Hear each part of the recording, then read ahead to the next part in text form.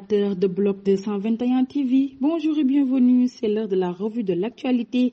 La coalition des organisations en synergie pour la défense de l'éducation publique a appelé les parties prenantes de l'éducation à se prémunir contre d'éventuels facteurs exogènes pouvant impacter négativement la vie du secteur en travaillant à prévenir les répercussions de la vie politique sur le fonctionnement de l'institution scolaire et universitaire.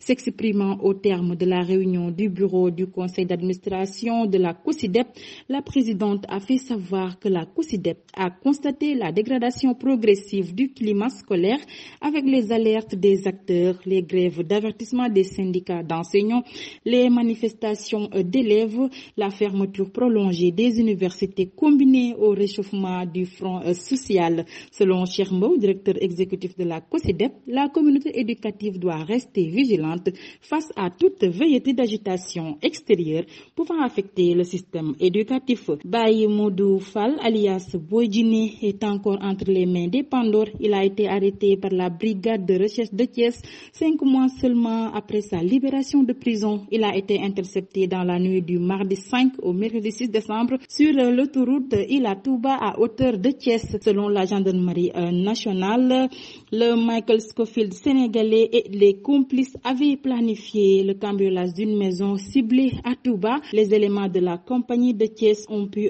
déjouer le plan et procéder à l'arrestation de son initiateur avec du matériel qui pourrait faciliter la manœuvre, explique les Pandores. Il s'agit d'un laser coupant, un chalumeau, des matériaux de brin, un lot de cagoules et de gants et un véhicule de marque Audi A4 sans papier, a publié la gendarmerie nationale sur ses plateformes numériques. Lors d'un atelier organisé par la DGE sur la constitution des dossiers de candidature, le directeur de la formation et de la communication de ladite structure a été interpellé sur l'incidence de l'amende de Karim Wade sur sa candidature et une éventuelle candidature au sein de PASTEF. Biram Sène a d'abord rappelé que parmi les pièces à fournir dans le dossier figure une déclaration sur l'honneur par laquelle le candidat atteste être en règle avec la législation fiscale du Sénégal.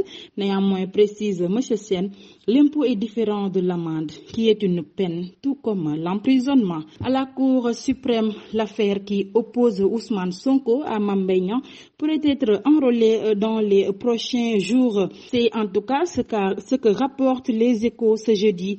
Dans sa livraison, le journal annonce que la chambre pénale de la Cour suprême devait bientôt enrôler l'affaire opposant Ousmane Sonko à Mame Mbaye Niang. Le dossier a été évoqué en deuxième ressort à la suite de l'appel du parquet général et des parties après le verdict en première instance. Une condamnation définitive du leader des Patriotes réduirait davantage ses chances de participer à la présidentielle de 2024. Une décision contraire lui permettrait de garder espoir. Sur l'international, la Cour de justice de la Communauté économique des États de l'Afrique de l'Ouest s'est prononcée ce jeudi à Abuja sur les sanctions imposées par l'organisation sous-régionale au Niger à la suite du coup d'État du 26 juillet qui a renversé Mohamed Bazoum.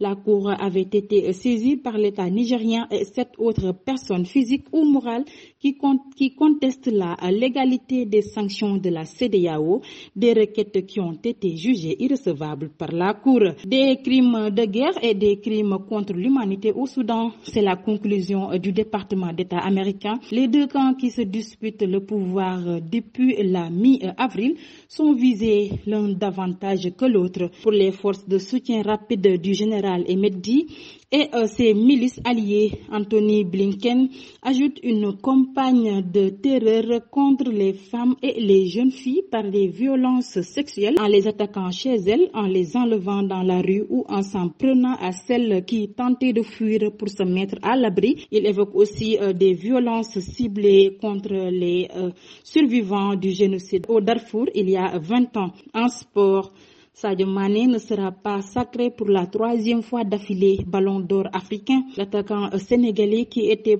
candidat à sa propre succession ne figure pas sur la liste des finalistes pour cette distinction qui sera remise lors de la cérémonie des CAF Awards le 11 décembre prochain au Maroc. Cette année, le défenseur marocain du Paris Saint-Germain, Achraf Hakimi, l'attaquant nigérien de Naples, Victor Osimhen, et l'Égyptien de Liverpool, Mohamed Salah, sont les 3 finalistes. En revanche, le sélectionneur des Lions, Aliou Cissé, est retenu pour le titre l'entraîneur de l'année à l'occasion de la cérémonie prochaine des CAF Awards. C'est tout, mesdames et messieurs. Nous vous donnons rendez-vous très prochainement, mais d'ici là, restez avec nos programmes. Bloc 221.